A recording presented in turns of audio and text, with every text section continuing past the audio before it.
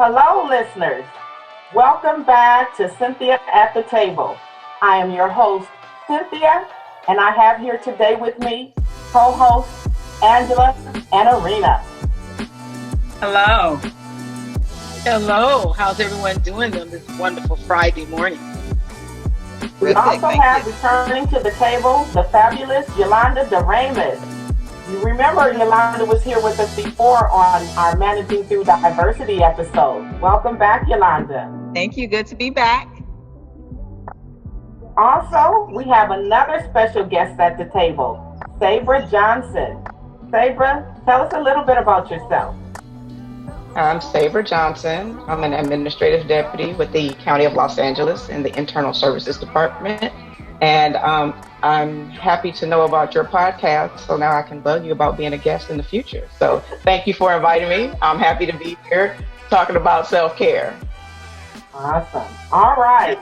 Glad to have you all at the table today. Ladies, today we are going to be talking about self-care and what that means, look like, and feel in this new normal. You may recall back in March, we did an episode on self-care. Back then, we talked about going to the beauty salons to get our hair done, getting manicures and pedicures, and just having a spa day. Yolanda, I see Angela shaking her head. She remembers. Then we were met with COVID-19. The salons closed, the barbers closed, non-essential retail stores closed, and before you know it, we were all on lockdown under the safe-at-home order. This pandemic has forced us all to reevaluate our professional and personal priorities. What was once routine now requires an extra step or two, thoughtful planning, and more time to get it done. Having to juggle all of these new restrictions, figuring out where the next paycheck is going to come from, dealing with the racial injustices, or even trying to find suitable childcare, while at the same time trying to balance family life and just survive, can definitely take a toll on one's health and well-being. I would like to preface our discussion on self-care around Michelle Obama's recent message from the Michelle Obama podcast. You all probably heard it. She said, "These are not fulfilling times spiritually. I know that I am dealing with some form of low-grade depression, not just because of the quarantine, but because of the racial strife and just seeing this administration, watching the hypocrisy of it day in and day out is dispiriting." Now, when we hear from the former First Lady, Miss Michelle Obama, is suffering from low-grade depression, it's time for us all to wake up and get real about our health, our well-being, and our self-care. So, ladies, let's get to it. What does self-care mean, look like, and feel like to you? And what do you do for self-care? I'm going to open it up, starting with you, Angela. And again, good morning, fabulous queen. And you were just right on target, Cynthia, when you said that everything has changed about my self-care regimen. Because I was absolutely the girl that every 2 weeks, as you all know, hair, nails, pedicure, massages. And so all of a sudden on March 16th, my self-care world came to a halt. As a matter of fact, when I first heard that a possible pandemic was on the way on March 13th, I mean, these dates are etched in my mind. So as all of my family members and my friends and my sister friends were running out to get groceries for their families and essentials and Lysol, I want you ladies to know that what I was doing was making all my appointments. I made my hair appointment, I had my pedicure. This is just a true story. And so while my family was wondering if we were going to have food and disinfected, I told them I had no idea because I was in the mani-pedi chair. So with that, I certainly have had to look at self-care so differently. And as many of you, I'm sure, would agree. So I have had a 30-year career, but one thing that we have always done in my home, we never merged the two. Work was work and home was home. This used to be my safe haven, my safe space. And so I had no idea that merging the two would have the effect that it's had, not only on myself, but even on just our home and the essence of what used to be our safe space. So really working hard, and I don't think I've mastered it quite yet. So I'm looking forward to some of the tips that I'm going to be getting from you today on how I can do a better job at ensuring that I'm able to keep some sort of semblance of what my home used to be. Thank you, Angela. Sabra, we'll turn to you now. Hey, I really connect with what Angela said, especially about the home and work balance, which is very important for self care for me. And that was a challenge when the pandemic started. And I realized after the first, I don't know, the first week, it seemed like there was a blur between like when does the work day end and when does my time start. So I really had to work on setting up boundaries around that time. So I literally don't eat lunch in the same room where I work. And then when the day ends, I literally put my work cell phone under the couch. I put it there. It doesn't go to my room with me. It does, like, it's over. It's a wrap. And the folks at work know, I have the bat phone, which is my personal phone. So if it's that serious, you can call the bat phone. But otherwise, it can wait till the morning. Things that I haven't changed, which has always been important self-care for me, is my workout routine. I work out 4 to 6 times a week. It's always been at home, so that never changed as a result of the pandemic. So I continue to do that. Right now, it also looks like disconnecting a lot of times from the news. We are bombarded. I don't feel the need to consume so much of that because number one, I'm Black every day. I know that struggle every day, so I don't need to see it on the news. I'm married to a Black man, so I know that struggle and that concern from a daily basis. So I do limit how much news I consume because I used to be a huge consumer of the news, especially on my commute to work on NPR. That was my thing. So I also have been limiting that. And the one self-care piece I do miss is vacation. I recently took a week off. Uh, it didn't go quite as expected. I was supposed to go to Tahoe. The fires and the smoke ended that, so I ended up being here at home. And then here at home without the work distraction really highlighted all of the COVID issues. And, it was just like you just had to sit with that stuff. So but other than that, that's where I'm going with my self-care. And I will continue to disconnect from the news as much as I can. But also being a county employee, we know that's difficult. Very. Thank you. Thank you. Yolanda, what do you have to share? Again, definitely what Angela and Sabra, I know we can all relate to it. I think with self-care, book-wise, it's really looking at yourself and loving yourself more than others in all areas, in all facets, whether it's financial, spiritual, physical, relational, mental, emotional. And so you have all of these different things converging at one time. And theoretically, it seems like we all know what to do.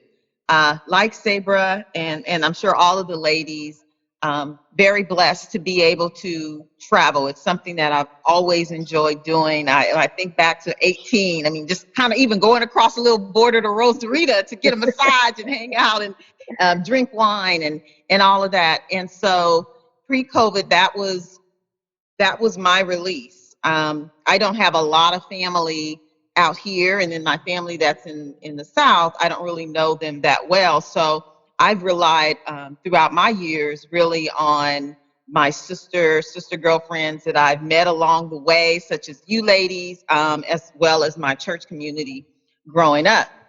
And so I always loved to travel, and I would take at least 2 vacations a year.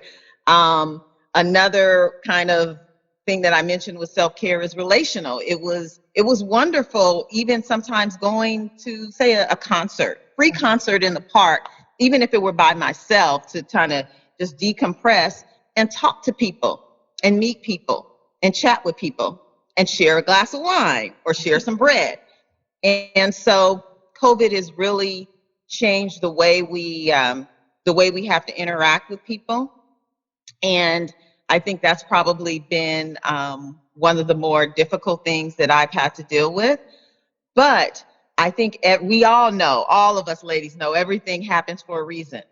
And so there have probably been opportune times in our lives when we got that little nudge to say, slow down a little bit, slow down.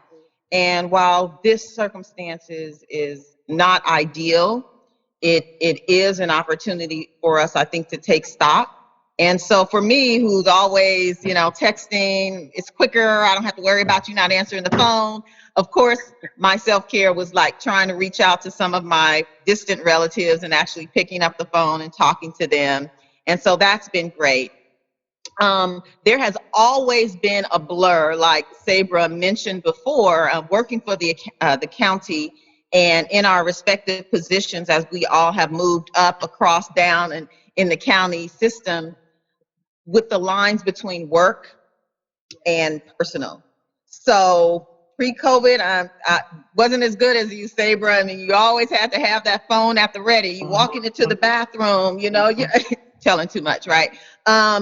And No, that's the truth. not that when we look at it, and when we look at now how people are literally here today, gone tomorrow. Yeah. And the even mere threat of that happening makes you think like more cognizant of your physical and mental health and well-being. And so all I have to say is it's a work in progress. I can say this all now, but as soon as my boss was calling, I'd be picking up the phone or something like that. But I do think you have to take that time. It is very difficult, like Sabra mentioned, like we hear so much information because we're making decisions for employees and for ourselves, and we want to make the right decision. So we have to be dialed in. But then we're dialed in so much that I don't know if you guys can literally see some of the information just kind of going into your head and your body physically. Feel it. You feel it. And it's taxing. And so I'm out here on the patio trying to get some self-care because as we were now in this space where we have to stay at home, always on the go, moving. But this was a time to say, okay, well, maybe I'll listen to the birds. I have been here for 5 years. In 2 weeks, I've seen a dragonfly, a raccoon, a skunk, spiders that just get on my nerves. And so that is the time that it's helping me to decompress a lot. So again, in summation, I think self-care is just really loving yourself in a 360 approach and just doing what you can daily. Okay. Thank you. A lot of information. Okay, Arena. I echo with the ladies, and I'm just going to sum it up. Self-care for me, it first starts with my faith, right? And above all of that, everything else will just come, making sure that I am connecting with self first, doing the things that I need to do for self first, and then helping everybody else. So it feels good, it looks good. We just got to think about ourselves first so that we can take care of everybody else. Nice, Arena. Awesome. So true, just hearing what you all are sharing just as working women, mothers, wives, and doing what it is that you need to do and talking about that balance, learning to reset, of course, resetting in terms of the new circumstances and our new normal. And what it says to me, I'm reminded, and some of you were a part of, we did a self-care workshop recently. And some of the things that came to mind for us, the colleagues, and we were reminded of what self care is as being an action of self love and self forgiveness. And the focus should be on the Trinity. And I hear you all saying that physically, spiritually, and mentally. And if you have these three things in order, I believe you have a balanced life. I didn't say an easy, a balanced life. Right. And the balance, as we've learned and were reminded of, looks like a decrease in stress, creativity, calm, and relaxation. So, next, ladies, do you feel that self care is second nature, or is it something that has become like a task or an appointment that you must plan for? And some of that has come through, but if there's any thing that you would want to elaborate on in the, outside of what you've already shared, let's talk about that a little bit. Is it second nature, or are you planning for and putting that on your appointment calendar? I said it in the previous episode, okay, Friday at 2 o'clock, I need to do some self care. Angela. So, as I shared in my first response, self care for me has always been like clockwork and was totally scheduled. And my team is laughing because Rita and Cynthia, they already know nothing comes before my self care. Yes. However, what You I know will that's your share, priority. it's my priority, but what I will share, sister friends, now that I'm having to share my space daily with the mister, what is having to become intentional is ensuring that we're able to coexist, okay, in a positive self-care mode. And so I have to say that's becoming intentional. We're finally trying to get a flow on, who gets to maybe take their call in the office and who's going to take, their call at a certain time. So what has become intentional, and I know my team has seen it more and more, is that we have a stopping point. We both stop at a point and it's non-negotiable. And I've had to really work hard on that because as you've all alluded to or even said, being in executive management with LA County is a 24/7 if you allow it to be. And this is where our self-care and balance really have to come in and become the priority. So we've made a commitment that somewhere around 5:30, 6 o'clock, that's it. And by then I have already given 12 hours. Do Okay. you put the phone under the couch like Sabra said earlier? I'm taking that nugget, Sabra. I'm going to put it somewhere. Okay. It is not going into my bedroom with me. Oh, no. It is not. Right. It's not going to the dining table. I like it. So my family room is my space where I, work. And then I just literally leave that phone and I walk away. I go do my workout. I do that thing. But going to answer your question, Cynthia, it's second nature. But I think, in my, what I have to acknowledge is I don't have children, so I've never had to choose. I've always been able to choose myself. But I could have also chosen work, which a lot of people who don't have children do. And I've never done that. And I've always been very frank with my employers about my needs and my expectations. And luckily, I've been blessed to work for people who understood that and respected that. And so I haven't had to choose. So it is second nature. But also I will say, yes, this pandemic and being at home with the mister, his gym is closed because he worked out at the gym. I worked out at home.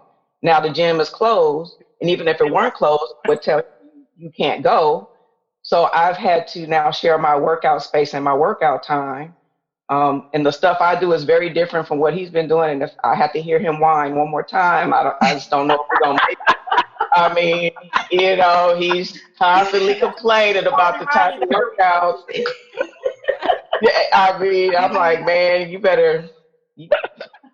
cannot do this. I don't know, So that's So yeah, it's always been, it's a second nature thing for me. But like I said, I also basically demand it from the workplace. Good for you. So we'll know, Arena, if we call that if she's not answering where the phone is, and we'll just check back in. That's right. Arena found that out. She found that out. Right. Yolanda, I love it. I love that theme. So Yolanda, is that where your phone is too? I mean, can you talk to us about?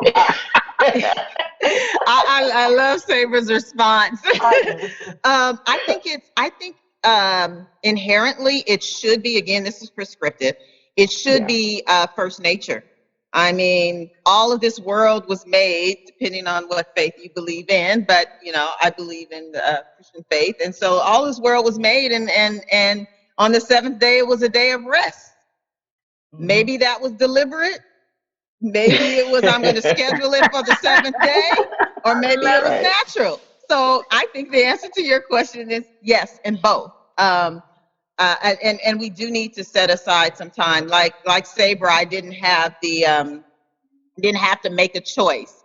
And sometimes I think people believe that, maybe if you didn't have children, you don't have as much complications, but there's value in everything else that's going on in your life as well, even if you don't have children. And for me, when I look back after graduating high school, it was going to college, right? Being blessed to go to college, and then grad school, and then working for the county, and subsequent grad school again. And so you almost felt like sometimes, Sabra, or other ladies, you had the space, so you could cram in a little bit more work. Not that it was like intentional, I've got to keep climbing, but you just felt a level of accountability, and you had the space to be able to do that. And then when you're younger, you say, I can do it all. But I'm telling you, once you get over that hill, your brain doesn't remember all of the stuff, and it gets stressed out. And you actually, we all know that our health that we have today is a result of our actions that we demonstrated 20 years ago. So for anybody that's listening to this, and you are young, in your 20s or your 30s or 40s, whatever it is, kind of take stock to be able to try and balance as much as you can. Yeah. And if you have to schedule it, schedule it. All of my people or my friends know I'm notorious. What time is it? I'm going to be there on time. And why did we not start on time? Because I want to maximize. The same way. She wants you in the seat at that time. Yes. I do. I really do. We all should be like that. You're right.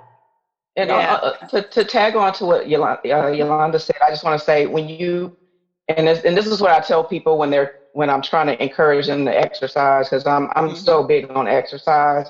And I say, when you talk about scheduling the time, and I say the time you schedule to exercise, that's a date with yourself. Why would you stand yourself up? Do not, back out on a commitment that you make to yourself. If you say, this is what I'm going to do, and this is what I'm giving to myself, show up for your appointment. Right. Don't disrespect yourself by not showing up for the appointment, whether it's be, somebody's having a hard time keeping hair appointments or massage appointments. I don't understand that, because I'm at the door before they open. Me too. But I know some people have that, really have difficulty. Some ladies especially have difficulty, making room for that self-care. And it's like, if you make an appointment, make that appointment with yourself and honor it. Yeah. And actually, Sabra, also, I think making a realistic appointment or expectation, like you're talking about exercise. I just cut my gym membership after 30 years. Why? Because I was only paying $20 a month, and I didn't want to let it go, but I wasn't going. That's right. I mean, a realistic expectation for your health to just even walk 50. Sabra's very fit. If you guys ever see her arms out, it doesn't look like this. Wow. She looks great. I'm listening. But with our health, I mean, even if it's, have a fitness episode, Sabra, we can. 15 minutes. That's right. I'm all about it. 20. Yeah. I'm looking forward to that, because now you're inspiring me, Sabra. I do walk. And that's what this episode is all about. Being kind to ourselves. Let's do it. More opportunity. She's patiently just timing in and enjoying all of this as well. I'm just absorbing the dialogue, and you all are so right. And I'm just going to be really transparent with you. It took me a long time to get here. And when we talk about second nature, some of us, and I'm going to say many of us, we're so embedded in our work that we put ourselves Yeah. on the shelf. And we Right. have to be mindful, like you're saying, develop that daily plan, whether it's just my plan gonna consist of I'm gonna take 5-10 minutes out of my day, just sit and meditate, or I'm gonna take a 15-minute walk. And it took me a while to get there. And there's things that I recently instituted for myself to where I'm consistent. And I think we have to just be intentional, right? Be intentional about ourselves, be intentional about our health, and then it will become infectious to the people around us. So I love it. I'm just absorbing it. Love the tip. Awesome. Right. Great. So my last question, panelists, and you've just been really, really, really giving good tips and responses and feedback. What additional tips or nuggets that you want to share with our listeners on self-care that you haven't already shared that, and I'm going to add a caveat, that doesn't require a large budget and can be done from anywhere in your home or your apartment that I can say, like tomorrow, look, starting tomorrow, I can do that. Angela, does anything come to mind for you? Well, a couple of things come to mind, and I really want to piggyback on what's been said, and I certainly want to piggyback on what Arena just mentioned about just now coming into her self-care, knowing that she's a younger woman. I want to say for me, having been blessed with two children very early on in my career, actually I started my career at 22, and by 23 had my son. And been, a 30-year marriage. And from day one, I absolutely made a decision the day that he was born that nothing would come before my home and my family, and it has not. Right. So for anyone that is young and that is starting out on their journey, I want to say you can have it all, believe it or not. You just have to be very intentional and focused about what's important. And so for me, parenting, my family, and certainly Arena said it all. God is first. God is first, then family. And in the family means me. So there's God, myself, and then my family. And so that's one tip I want to say. And then for COVID-related self-care, on a budget, that was really good. What we have done in our home is we've looked around our space and we've made it our master bedroom. And we've made that a space where the ambiance is serene, the lavender. My girls know I love my lavender. Your favorite thing. My favorite thing. So around 8 o'clock, Alexa turns on the lavender, throughout the room. A certain time, Alexa turns on the music, and then we have the candles. And so this is a nightly ritual now, and it doesn't cost anything to do that. To decide on what your space is. It could be your office, or it could be for some it's the bathroom. It just happens to be for my family, for us, the master bedroom. But you can do that, but it's so important. I can tell you that it has really changed just our inner peace around our home, that we've made that decision to be very intentional about just stopping the day and really relaxing and talking. And Sabra, you said something that I so totally agree with. We stopped watching the news. We stopped following the COVID updates and, some of the other things that are going on. Yes. We just stopped, at a certain point. So after 10, no TV, no phone calls, nothing, just the essence of what's going on in our space. So that's my tip. That's a great tip. Good stuff. Yeah. What I'd add, obviously, back to my exercise thing. Walking doesn't cost you. We all got a pair of shoes. You can walk. I have one of my girlfriends who's dealt a lot with her weight over the years. She literally is walking in her backyard. She will take 30 minutes and walk around her yard. She has done it now for 22 consecutive days, and I just want to and I'm just so proud of her, because it's not like she had to make a big investment, and it's not even a big investment to go somewhere. She just used what she had. So I think, Angela, what you said is important. It's like, use what you have. If it doesn't look like what you want it to look like, make the few changes that you need to have and carve out that space. I mean, I did that on my front porch. I said, I'm going to be home, I'm going to be working, but I eat lunch on my front porch. I have a little, a little chair, a little table, and that's where I eat. I literally will go outside to get that sun, that fresh air. And that just gives me the change of environment I need to kind of escape. Again, yes, the news thing, I cannot. I literally think somebody mentioned, I literally have a physical, I can feel it physically if there are things that are on that are just unsettling, and I don't want to consume that. So I don't let that in. Take a bath instead of a shower. Sometimes, that's just, the shower is fast. And then sometimes I'm like, no, you literally, you're going to take a bath today.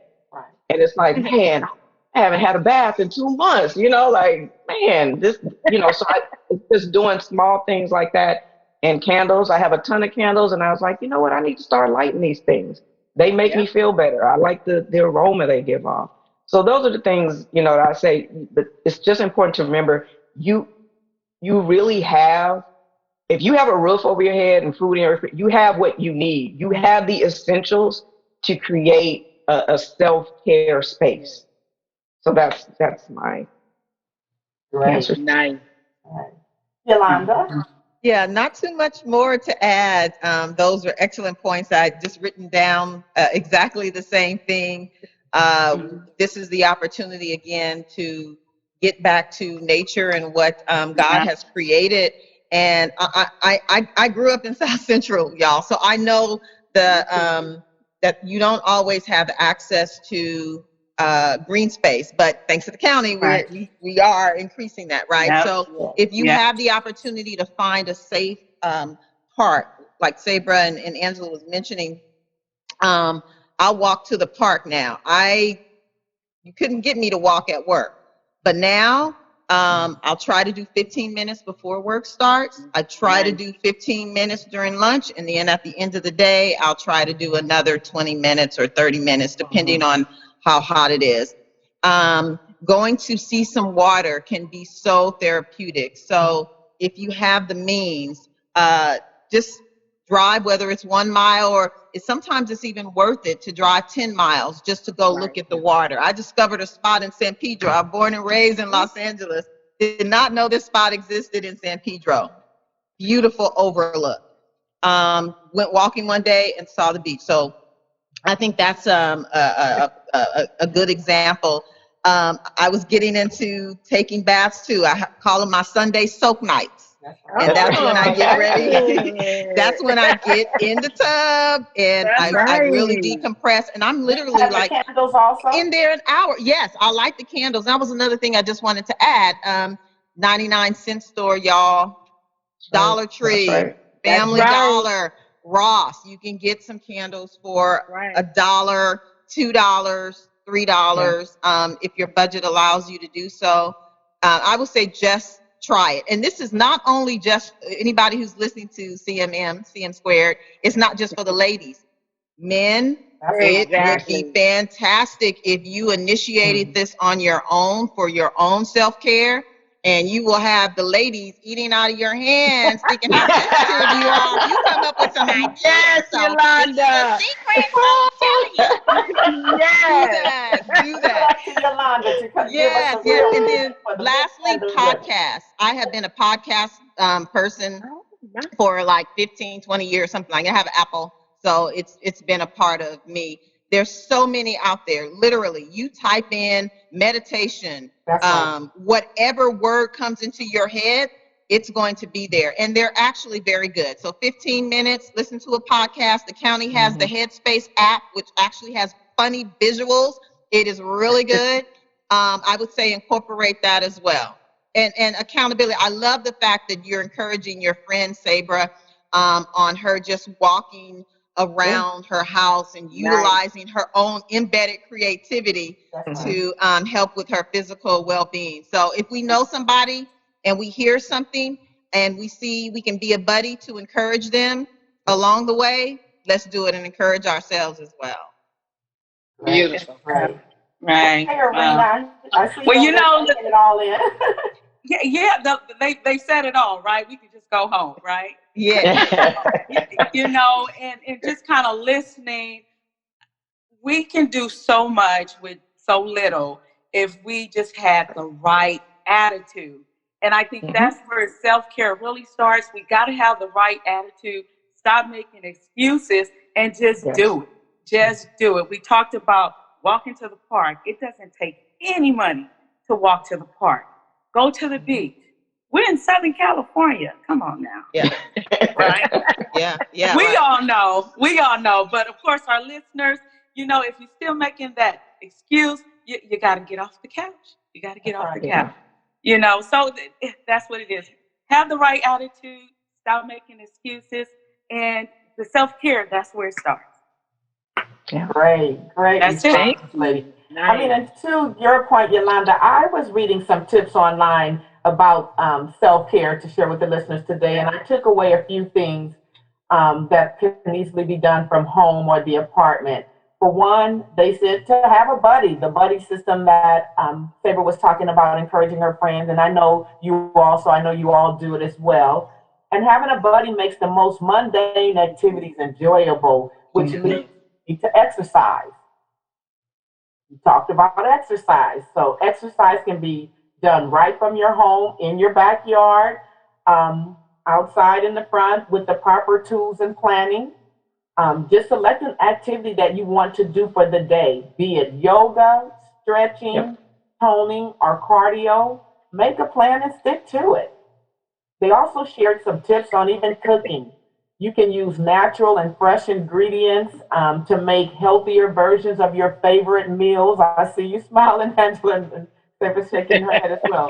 And let's not forget about virtual activities that you can do on your own, or with friends, and with families. So the information is out there, and so this has been so enlightening, and for the ladies to take the time to share this information. I just love it really is in this era with what all is going on. I told you what the First Lady said. You all heard it.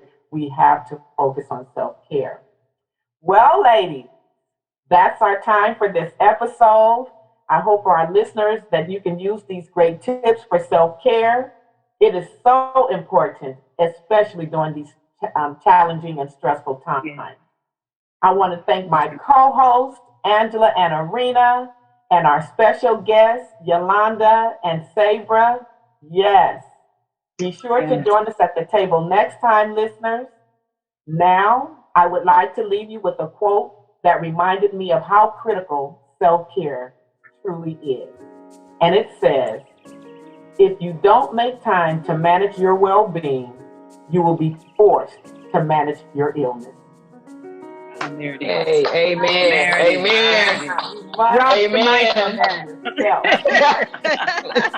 And I'm like, Amen. Right. Yeah. We all know that closed mouths don't get fed. And in this case, silence is not golden. Get out there and be counted and make your voice heard. Until next time, I know we're going over the Labor Day holiday weekend. Continue to stay well, be safe, and stay connected. And don't forget to follow Cynthia at the Table on Facebook. Again, thank you all so very much. Thank you, Cynthia. Everyone be blessed. Thank you. Blessed. Stay safe. Have a wonderful, wonderful weekend, sister friends. Thank you. You all as well.